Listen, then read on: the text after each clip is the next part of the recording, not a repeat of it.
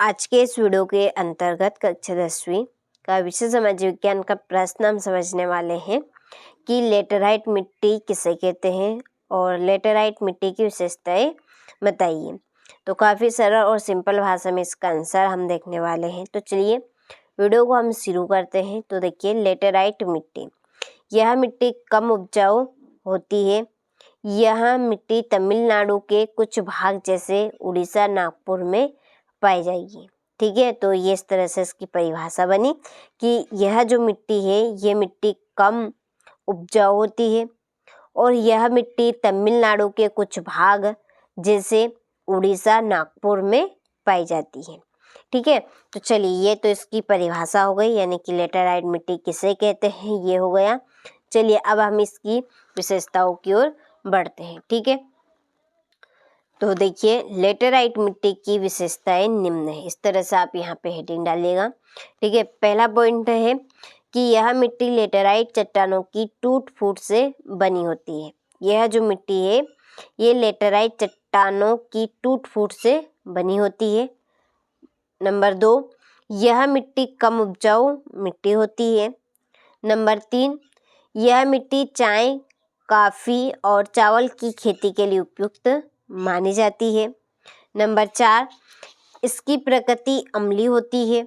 Number 5, यह तमिलनाडु के कुछ भाग जैसे उड़ीसा, नागपुर में पाई जाती है। ठीक है, तो ये 5 पॉइंट हो चुके हैं। नंबर 1 क्या था कि ये जो मिट्टी है ये मिट्टी चट्टानों की टूट फूट से बनी होती है। चलिए हम इनको हिंट से समझते हैं और अच्छे से। ठीक है, देखिए पहला पॉइंट क्या था कि यह जो मिट्टी है ये लेटेराइट चट्टानों की टूट फूट से बनी होती है। ठीक है, ये इस तरह से आपको मेन शब्द याद रखने हैं। दूसरा, यह मिट्टी कम उपजाऊ होती है। ठीक है, तीसरा, यह मिट्टी चाय, कॉफ़ी, चावल की खेती के लिए उपयुक्त है। चौथा कि इसकी प्रकृति अम्लीय होती है। पांचवा, तमिलनाडु के कुछ भाग उड़ीसा, नागपुर में पाई जाती है। ठीक है, तो इस तरह से आप हिंट बनाइएगा और फिर याद करिएगा, तो आप काफ़ी अच्छे से इनके पॉइंट को याद कर सकते हो, लंबे समय तक इनको याद भी रख सकते हैं।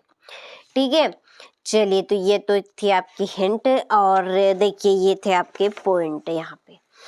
ठीक है, ये पहला कि यह मिट्टी लेटेराइट चट्टानों की टूट फूट से बनी होती है। नंबर 2, यह मिट्टी कम उपजाऊ मिट्टी होती है। नंबर 3, यह मिट्टी चाय, कॉफ़ी और चावल की खेती के लिए उपयुक्त मानी जाती है। नंबर 4, इसकी प्रकृति अम्लीय होती है। नंबर 5, यह तमिलनाडु के कुछ भाग जैसे उड़ीसा, नागपुर में पाई जाती है। ठीक है, तो चलिए आपको अच्छे समझ में आए होंगे, तो स्क्रीनशॉट आप यहाँ से ले लीजिए और इसकी परिभाषा और इसके पॉइंटों को आप अच्छे से कंप्लीट करें। काफ़ी हद तक आने के चांस रहते हैं परीक्षा में, तो कंप्लीट आप अच्छे से कीजिएगा अपने नोटबुक में नोट करके। ठीक है।